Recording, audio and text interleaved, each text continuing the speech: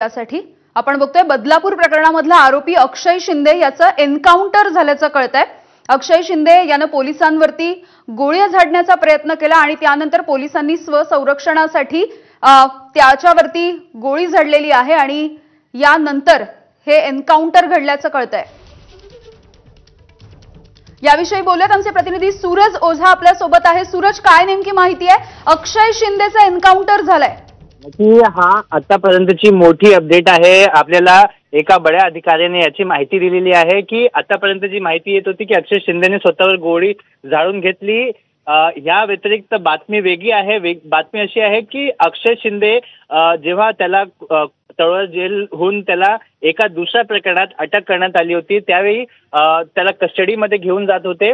अक्षय शिंदेने एका कॉन्स्टेबल कडून बंदूक खेचून घेतली, त्या कॉन्स्टेबलवर फायर केली आणि त्या व्यतिरिक्त अजून 2 गोळी त्यांनी फायर केली आणि ती 2 गोळी मिस झाली आणि जो एक गोळी होती तो एका कॉन्स्टेबलला लागली। जेव्हा अक्षय शिंदेचा हा व्हायलेन्स बघितला त्यावेळी त्याच गाडीमध्ये असलेला एक दुसरा अधिकाऱ्याने त्याच्या जवळची बंदूक काढली आणि सेल्फ डिफेन्समध्ये अक्षय शिंदेवर त्यांनी फायर केला आणि या जो चकमकीत अक्षय शिंदे जखमी झालेला आहे त्याला जवळच्या रुग्णालयात घेऊन गेलेले आहेत आणि सूत्र असं म्हणतायत की कदाचित त्याची डेथ झालेली आहे। मात्र आता ऑफिशियल कन्फर्मेशन यावर आलेला नाहीये।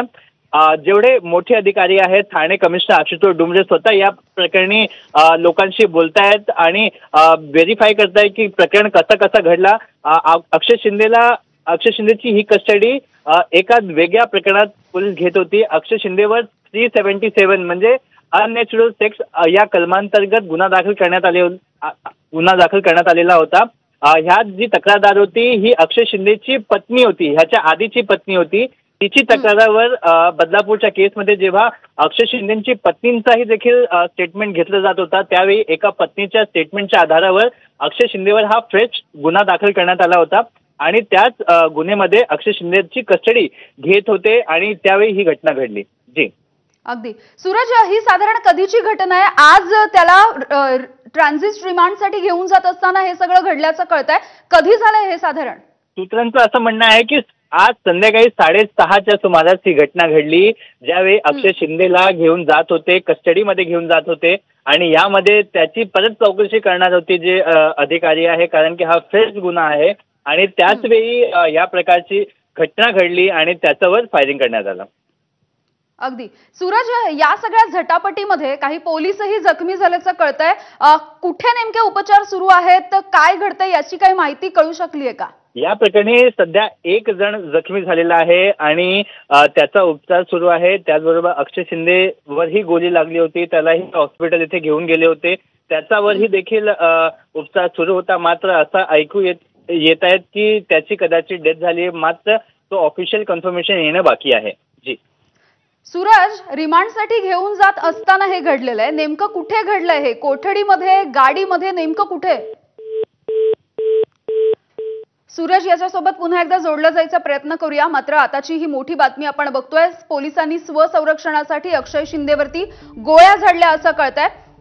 बदलापूर प्रकरणामधला आरोपी अक्षय शिंदे याचं एन्काउंटर झालेलं आहे। पोलिसांची बंदूक हिसकावून त्यानं पोलिसांवरती गोळ्या झाडण्याचा प्रयत्न केला, त्यामधल्या 2 गोळ्या त्याने झाडलेल्या होत्या आणि एक गोळी तिथल्या पोलीस अधिकाऱ्याला लागली अशी माहिती समोर आलेली आहे।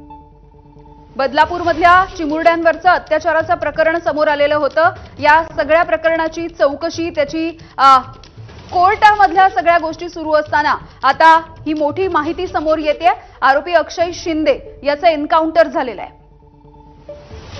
आणि या एन्काउंटरच्या नंतर आपण बघितलेलं आहे वेगवेगळे सवाल सुद्धा या संदर्भात आता उपस्थित केले जात आहेत विरोधकांकडून।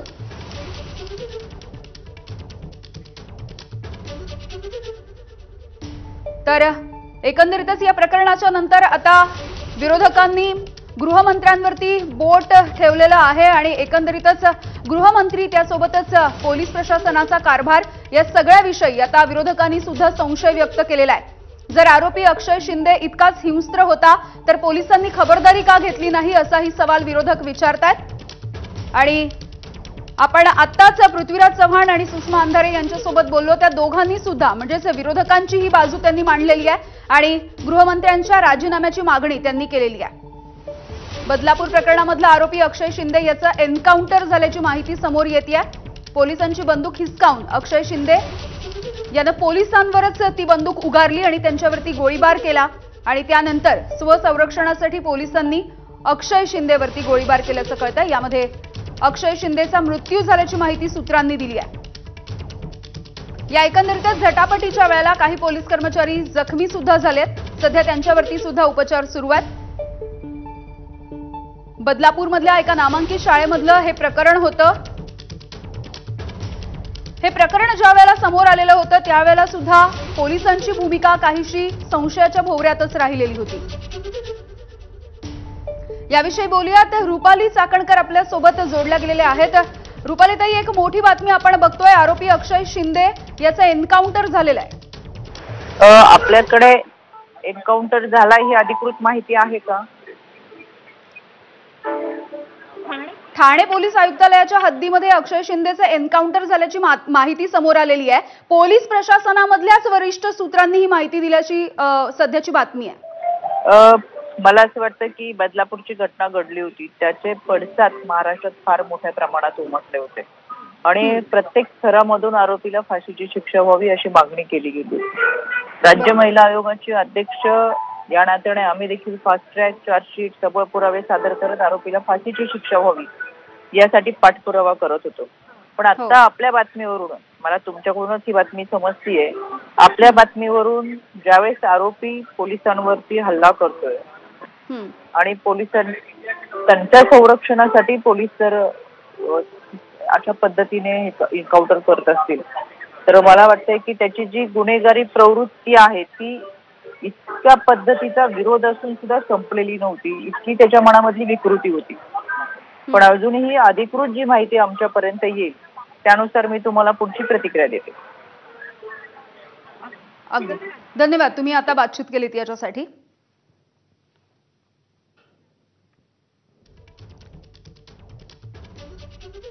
बदलापूर प्रकरणामधला आरोपी अक्षय शिंदे याचं एन्काउंटर झाल्याची माहिती आपण बघतोय। पोलिसांची बंदूक त्याने हिसकावून घेतली आणि अक्षय शिंदे याने गोळीबार करायचा प्रयत्न केला। यावेळेला 2 वेळा त्यानं फायरिंग केलेली आहे।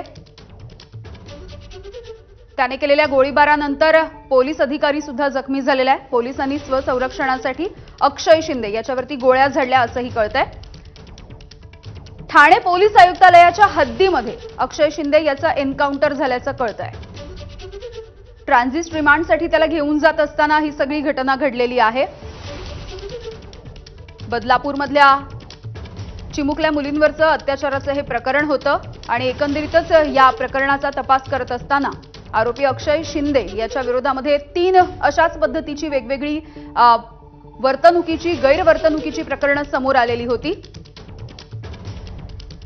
या सगळ्यानंतर केवळ महाराष्ट्रातच नव्हे तर देशभरामध्ये सगळ्याच नागरिकांमध्ये रोष होता आणि आरोपी अक्षय शिंदे याची कसून चौकशी व्हावी आणि त्याला जास्तीत जास्त शिक्षा व्हावी अशी मागणी सगळेच करत होते। मात्र बदलापूर प्रकरणामधला आरोपी अक्षय शिंदे याचं आता एन्काउंटर करण्यात आलंय असं कळतंय। काही दिवसांपूर्वी या प्रकरणामध्ये चार्जशीट दाखल झालेला आहे। मात्र